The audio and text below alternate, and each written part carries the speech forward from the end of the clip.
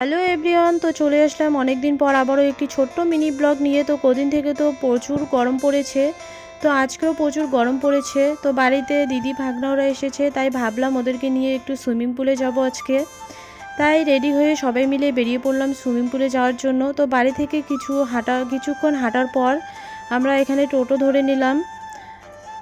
তো টোটোতে উঠে ভাগনাদেরকে বললাম একটু হাই করে দিতে, তো দেখো ওরা হাই করে দিল।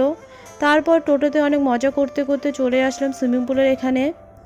তো প্রথমে তো আমরা এসে এখানে টিকিট কেটে নিলাম।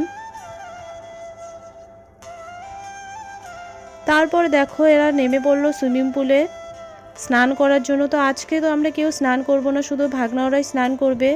তোমরা তো আমার আগের একটা ব্লগে দেখেছোই যে আমার ছোট ভাগনা সাঁতার কাটতে পারে, তো এখানে আজকে এসেও অনেক সুন্দর করে ও সাঁতার কাটছিল। তো ওরা ওখানে স্নান করছিল। তারপর আমরা চলে আসলাম একটু উপরের দিকে। তো দেখো উপর থেকে জায়গাটা কত সুন্দর লাগছে।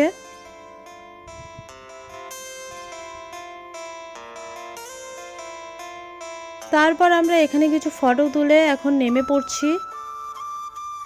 তারপরে এখানে দেখলাম ওরা অনেক মজা করছে। তারপর আমরা এখানে বসে বসে দেখছিলাম কি অর্ডার করব। তারপর তো ওদের স্নান করা শেষ, তারপর খাওয়া দাওয়া শেষ করে আমরা বেরিয়ে পড়লাম বাড়ি আসার জন্য। তো রাস্তায় এখানে দেখছি অনেক কচু পাতা হয়েছে, তারপর আমরা এখান থেকে কিছু কচু পাতা তুলে চলে আসলাম বাড়ি। তো ভিডিওটি এই পর্যন্তই, যদি ভালো লাগে তাহলে লাইক কমেন্ট শেয়ার সাবস্ক্রাইব করে দেবো। Tata bye.